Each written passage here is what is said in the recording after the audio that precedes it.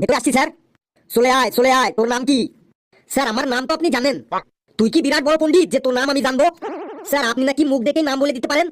বেশি কথা বাড়াস না, তোর নাম জিজ্ঞেস করছি, নাম বল। স্যার আমার নাম ফিল্লু। বেশ, ফটাফট প্রশ্ন করছি, ঠিক ঠিক উত্তর দে আর নম্বর নিয়ে কেটে পড় এখান থেকে। ধরুন স্যার। তুই বল, পৃথিবীতে 3 ভাগ জল আর 1 ভাগ স্থল কেন?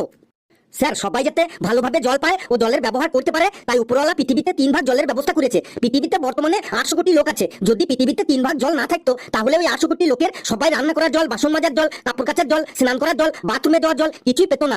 অনেকে একদিন রান্না করে 10 দিন বসে খেতে হতো, একটু থালাই খাবার খেতে হতো। মাসে 1 বালতি জলে একবারই স্নান করতে হতো। হাত ধোয়ার ভয়ে কেউ আর হাত দিয়ে যেত না। তাই এই 800 কোটি লোকের কথা মাথায় রেখেই উপরওয়ালা পৃথিবীতে 3 ভাগ জল সৃষ্টি করেছে আর 1 ভাগ স্থল সৃষ্টি করেছে।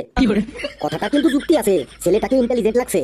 বেশ বন্ধুরা, ভিডিওটি কেমন লাগলো আপনারা কমেন্টসে জানাবেন, আর ভিডিওটি লাইক করবেন, যত পারেন শেয়ার করবেন, আর চ্যানেলটিকে সাবস্ক্রাইব করে আমাদের সাথেই থাকবেন। হাসতে থাকুন, সুস্থ থাকুন। যত বেশি হাসবেন তত বেশি সুস্থ থাকবেন। সকলে খুব খুব ভালো থাকবেন। लाइक सब्सक्राइब जरूर करना।